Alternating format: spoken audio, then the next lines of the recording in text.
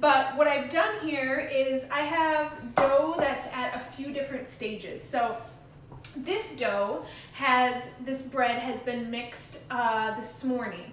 And when you mix the dough, the first thing you want to let it do is you mix it, and I showed this on the first tutorial, you'll mix it into just kind of a shaggy dough just to make sure that all the flour is incorporated, and then you let it sit.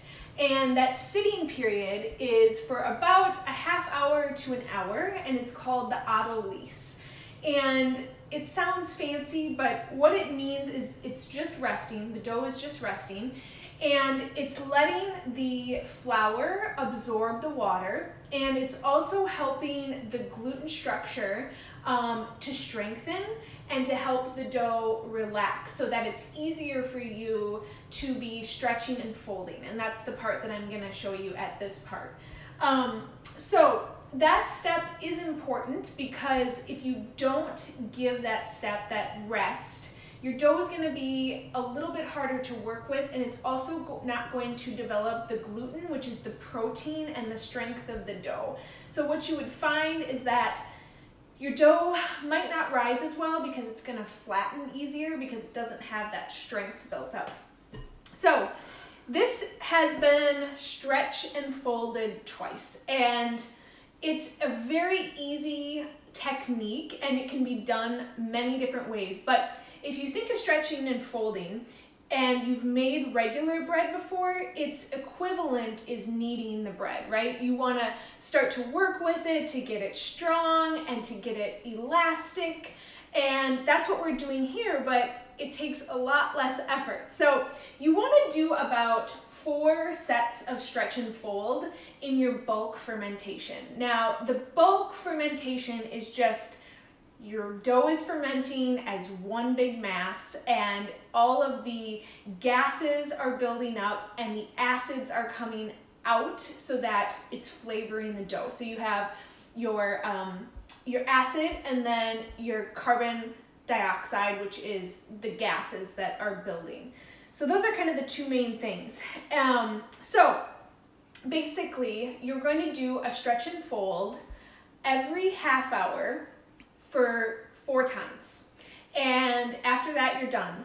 And then you can just let it sit. So this has been stretched and folded twice. I'm on my 3rd round. And what you'll notice is the first stretch and fold that you do, the dough is like tougher, it's stickier, it's like, I'm not quite there yet, and I don't want to be touched, but it needs to be touched. And as you get into the 3rd and 4th, you're going to notice it become much more elastic, and the gluten is forming the strands that are building up the strength of the dough, and that's what we want. That's why a stretch and fold is important for strength. So there's a couple different ways you can do this. Some people turn the dough out and do it on a surface. I find that it works best and is less messy to just keep it in the bowl. And what you want to do is you can wet your hands a little bit if you want. I don't necessarily do that. I don't, it won't get too sticky now that we're on its 3rd turn. But you just want to kind of, you want to come in closer. You're going to kind of go underneath the dough and you just pull it up, and you don't want to pull it so that it rips, but you're just pulling and folding over. And then you're just going to turn the bowl a little bit and pick up that corner, and then this next corner, and you're just folding it over each other, and this next corner, and you're just going to keep turning the dough. And what this is also doing is you are keeping the dough, helping the dough stay at the same temperature, because if you just let your dough sit and didn't turn and fold it at all, it would be colder on the top and warmer on the bottom. And you want it to stay the same temperature all throughout the dough so that it rises about at the same speed. So once you've got that last corner kind of tucked over, you can see that it sits there like that. I just like to take my hand and just kind of turn the bowl and turn the dough against it so that it just kind of forms into a ball. Doesn't have to be perfect at all because it's gonna sit here, and we're gonna do that one more time, and then it's gonna sit and rise on its own for quite a while. So that's just a stretch and fold. Very simple. It doesn't, even if the first few times you do it, it might feel kind of weird. That's okay. Don't feel like you have to be super gentle either, because when you're stretching and folding, you're also kind of pushing out some of the oxygen so that the bacteria can feed on what's left in that dough, and that's going to help you get more rise as well. So then I just cover it with a damp towel, and the reason I use a damp towel is so that the dough doesn't dry out as it's sitting, which is important because you don't want it to have like a skin on top of it. So I just cover that up and just set it aside, and for in another half hour I will do the same thing. So, and then from there, like I said, it's going to rise depending on the temperature of your house or where you're storing your dough on the countertop. That's where you're gonna have it rise. It will take typically, like in my house, it's about 68 to 70 degrees. And for the bulk fermentation, it usually takes about 6 to 8 hours. So that is the next step, the next set of dough that I have to show you guys. And the bread recipe that I'm using here is the one that I've become most comfortable with, that I should have shared the recipe a long time ago, but I'll be sharing it this weekend. And you guys, if you want to go on my website and sign up for my email list, you know, it'll come to your email inbox. But anyways, here is more dough. And this went through its bulk fermentation overnight, and you can see there are bubbles forming on top, and the dough has kind of a shiny appearance to it. It's really beautiful. And if I wiggle this, you can see it kind of jiggle, and it's not, you know, super jiggly, but you can see it kind of bouncing around. Those are all really good signs. So the question is, how do you know when your dough is ready after the bulk ferment? There are a couple signs you want to look for, and again, it'll also just take practice and familiarity with how the dough looks. But the one, you know, way to look and to see is the bubbles rising on top. You're going to also see a little bit of glossiness. You're going to see smoothness besides the bubbles, but otherwise it's going to look smooth compared to, you know, what this looks like. Obviously that's not risen and that's not smooth. So that will be another step. The other thing that you can probably see in there, tiny bubbles throughout, which means that, you know, all that energy is building up and it's working. Another test too that I've seen some people do is they just put a little flour on top and on their fingers, so that, you know, your finger doesn't stick, but you just push your, so it doesn't stick as much. Put your finger in there and see how that bounces back, but yet it holds. That means it's ready. Now, if my finger went in and it came right back up, that would mean that it was not ready yet. And if my finger went down and it didn't pop back up at all, that would mean that you've overproofed it. That's still okay. Your bread is still going to turn out even if you overproofed it a little bit. You would just probably shorten your second rise just a bit, and it should all work out just fine. Your bread's still going to taste delicious. But again, you'll start to understand those things and the feel of the dough once you start working with it more. So the next step, now that my dough has gone through the bulk fermentation, we're going to shape it so that it can be put in, this is called a banneton, for its final rise. And what you want to do is, you can do this on your countertop. I have this marble surface here. I'm just using regular all-purpose flour, and I'm going to dust this just lightly. And then this is nice because you've got the flour on your hands as well, so that the dough isn't going to stick to you. Here's sometimes when you're first starting, it can feel kind of tricky to get the dough out, and you're like, I don't want to smush it, and I don't want to collapse all the bubbles, and I totally get that. I was the same way, and I guess moving faster is better when you're pulling it out than moving slower. So once I do this too, you'll be able to see the strands of gluten once I get in here. So you can see in here, I mean, that's beautiful. That is strong dough that has fermented, and we're just gonna plop it out onto the table. And now what you wanna do is let it rest. It's called the bench rest. And that just happens for 10 minutes. And what you're doing there is you're just kind of letting the dough relax since it's been in a container for, 8-ish hours. You want to let it just kind of like calm itself almost, so that when you're shaping it, it has the ability to be worked with. And if, I do about 10 to 15 minutes.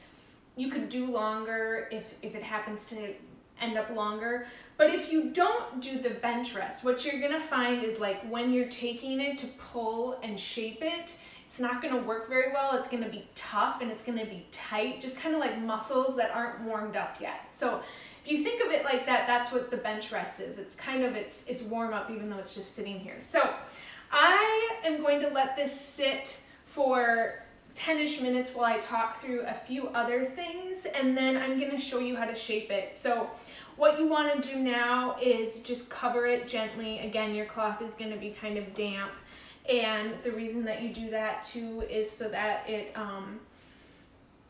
doesn't dry out. So, okay, let's talk about a few tools and what I think are, necessary tools at this point, not necessary tools at this point. So I did have a couple questions still relating to the starter earlier, like while I posted the little question box this week. And one of the questions had to do with like the starter being stagnant around day 5 or day 6 of growing it. And one tool that both with the baking aspect and your starter that I really, really strongly recommend is a scale. It's a food scale. And the reason being is you want to be weighing by grams, both when you're feeding your starter and when you're working with dough. And any sourdough recipe that you find is not going to give you cups for measurement. So it's not going to say like 2 cups of starter and 2 cups of flour. It's going to say in a number of grams. And the reason being is, there's science involved with this like living thing that you're using, and just for, the purpose of consistency, right? You want to be sure, because everybody weighs a cup of flour differently, or, because they scoop it or they press it down. But the biggest reason is if you take 1 cup of water and 1 cup of flour, are they gonna weigh the same? No, they're not. The cup of water is much heavier than flour. So if you're, let's say, feeding, I'm using a 1 cup measurement for my starter and I'm doing 1 cup of flour to 1 cup of water, let's say, you're actually feeding it way more water than flour. And so the reason that your starter is probably stagnant is because it's not getting enough food. The flour is the food that is creating all these microorganisms. So you really, really need to use the grams to make sure that you're putting in the same amount of water and flour so that they're even, so that environment is happy and balanced. So I will link to just the scale that I like after we get done here, and I'll put it in my Instagram story. But this one is from OXO, and it's nice because it goes up to 11 pounds, but it also has this, it slides out so that, sometimes if you're using like a big bowl, it would cover the numbers. So it's kind of nice because, let's see if I can show you here better. So if it would be covering this, you can pull this out and it sits there and you can see it. So I really like this one, and it's, the best way to be consistent. It's battery powered, super, super easy, super durable as well. I've dropped it a few times and we're still good to go. So anyways, a scale I think is a must-have. Now, the next thing, so while this is resting, the next step that we're doing is shaping. And after we shape, where does the dough go? Because it has to go in a final rise, right? So this is called a banneton. And if you've been at a sourdough bakery or another bakery, you've probably seen this, but it's basically just some wood coils. And they're about $9, not expensive at all. If you don't have one of these, that's okay too. A bowl could work as well. You know, I just think it's nice because this gets like dusted with a lot of flour, and also my loaves are always staying the same shape and the same size, and I know that it's consistent. So once you've got this, a lot of people, you can you don't have to use a linen in here. You could, like, I think you spray it with water. It's called seasoning it, just like you would season a griddle, but you like spray it with water and then you spray it with flour, dust it with flour. I think you do that a couple times. I like to, this towel has been used a lot, but it has a lot of flour on it. And each time that I'm going to put a loaf in there, I add a little bit of additional flour. Rice flour works really well. I don't have any on hand right now, so I'm just using regular flour, and that just helps to make sure that your dough does not stick to the linen. The other reason I like using a linen in here is because once I set the dough in here, I can just kind of cover it up. I don't have to find something else to put a cover on it, you know, so it's nice because then it keeps the moisture in and it doesn't dry out just naturally like that. So that's, you could have it when you first start, don't necessarily need to have it. A bench scraper like this is also an inexpensive tool, and it's nice for, you'll get to the point if you don't have this, when it comes time to put your shaped loaf into the banneton, you're gonna be like, oh my God, but how do I transfer this thing? It's jiggly and it's wiggly and it's kind of sticky. And this really makes it easy because you're just gonna, you'll see me do it, but you just scoop the dough right up onto here and just plop it right in there. If you don't have one of these, I'm trying to think of something else that you could use, like even maybe like if you had a really big spatula, like the kind that you use on a griddle that has like a flat face like this, that might work too. But again, these are around $9, and I use this even for other things in the kitchen, like chopping herbs and stuff like that, so it's multi-use. So I think this one's a good investment. Then I'm not going to show you the scoring of the bread actually on live today, but I will show it to you later in my stories, just because after this goes in the banneton, it has to rise before we score it for its last rise. But I started out, what you're going to use to score when you're first starting, this is called a bread lame, and it has a razor blade on it that kind of bends, and you would replace this when it starts to get not sharp anymore. This is a really cheap one that I've used for over 3 years, and I just finally, I'll show you the one that I just got. But really, if you don't even have this, a sharp knife will work in a pinch when you need it to. So not a serrated knife, but a regular, just like chef's knife, you would use to score. And I would recommend, you know, not making a lot of decorative cuts, but to cut it, to score it, just maybe once or twice. And it's so important, even if you don't have a bread lame, to at least do it with a knife, and because there's a purpose to scoring besides making it look really beautiful. So the purpose to scoring is because you've built up, as this bread has risen, you've built up these gases, and the gas is what makes it rise. And if you don't cut it to let some of that escape, what's going to happen is it's either not going to rise because it has nowhere to go and it can't go anywhere, or it's going to bust out the sides, and instead you're going to have this loaf that's like, you know, got these tears on the edges. So if you come across that in your baking, where the rise didn't go up, but it went more sideways, and there was some kind of bubble shapes on the outside. Cut a little deeper the next time. It might be just that the scoring was there, it just wasn't quite deep enough to let the gases come out. So, okay, now that we've talked about those oh yeah, I was gonna show you. Okay, so this is what I got now, and today's gonna be my first time using it, but it's this little lame, and I like it because this is gonna allow me to have a lot of control, whereas this is a little bit flimsy, and it's, if you've seen me score it on my stories, sometimes it doesn't look very pretty because it like drags, and that's also because my my blade was dull. But this is cool, and you can get this on Etsy, and it's from a shop called Wire Monkey Shop, and the blade stores itself inside of here. So if I just turn it counterclockwise, it's gonna just go right inside there. And for me, that's really great because I tend to cut myself in the kitchen. And then to get it to come back out, we're just gonna turn it this way, and it'll eventually, once it's loose enough, my hands are all sticky. But yeah, it's gonna come out just like that. So I'm gonna use that later today, and I can also link to their Etsy shop. So now we are gonna do the fun part of shaping, and this might seem scary.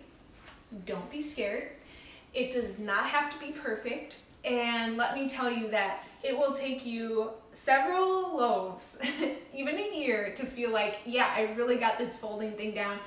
Sometimes, even these days, I'm like, oh my God, is this thing even gonna stay together? Because that was just really not what I wanted to do.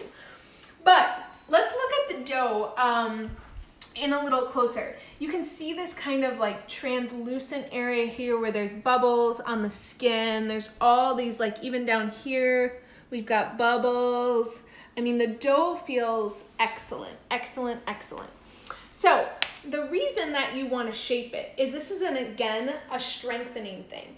So if we just had plopped this into the banneton, it's not going to hold together very well because it's all jiggly, there's no seam, and the strength hasn't been built by the shaping of the dough. And you're also going to see what tension means once I get to it. So what you're going to want to do, one mistake that I think people think about, because a lot of flour is used in traditional baking when people are shaping, in sourdough, you're not gonna use a lot of flour at this point, because if you flour the top and you've got the sides floured, you'll notice when I'm starting to shape this that I'm like making a little envelope, and since there's no flour on here, that's what allows it to stick, the dough to stick to each other, which is sometimes what you don't want, right? You want dough to like not stick to something. In this case, you want the dough to stick to each other so that it creates a seam and it can stay in a bundle. So the first thing that you want to do is your hands are going to have a little bit of flour on them, and you're just going to kind of just go under the dough like this, and you're going to start to pull it this way. I should have pulled this. I'm going to pull this up here a little bit so we've got a little more room. And once you've got that, you can see this nice dough. You're going to fold it up over the top. And you're going to leave about 1/3 to 1/2 up here. It does not have to be exact. Then you're going to take one side and you're going to gently stretch it, and you're just going to fold it back over the top. Oh my gosh, look at that awesome bubble there. Okay, so now you've got that side folded. I'm just going to move this out of the way. Now you're going to take the same, and you're going to do the same thing. And you're going to fold it over the top. Okay, looking great. So now you've still got this little, your edge of basically the top of your envelope, and we're going to need to put that over the top. So we're going to pull that out, and you're going to tuck there, and then I'm just going to keep going like this and turn it over. Now from here is when I'm gonna start shaping it into a circle. So basically you take your hands just kind of like this, and you're gonna start moving the dough across the surface. And this is how you're getting it into the shape of a circle. And the other thing that this is doing is the tension. So you can see that the tension is like pulling, pulling, pulling, pulling. And that dough is getting nice and smooth, and it's also getting nice and strong. The other thing that the tension is doing is it's creating a natural seam on the bottom so that the dough stays together. So there's other techniques of folding, or of shaping. There's a lot of techniques. There's some that like use kind of a stitching method.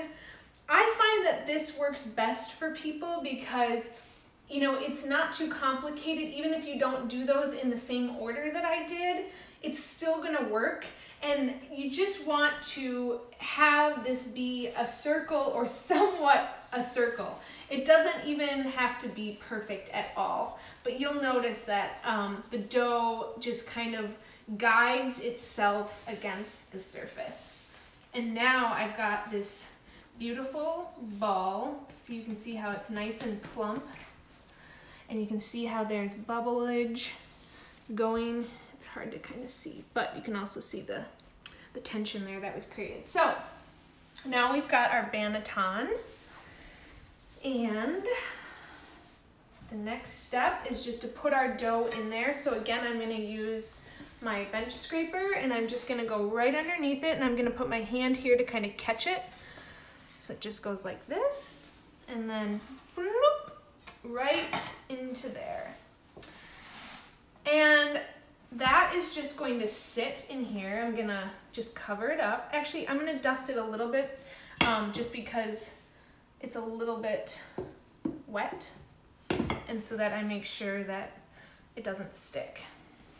Now this will just sit at about 70 degrees. Your final rise will take about 2-ish to 3 hours, and you'll notice when it's ready that it will have risen a bit and be puffy, and also that bounce back test will work on this as well to see what your final rise looks like.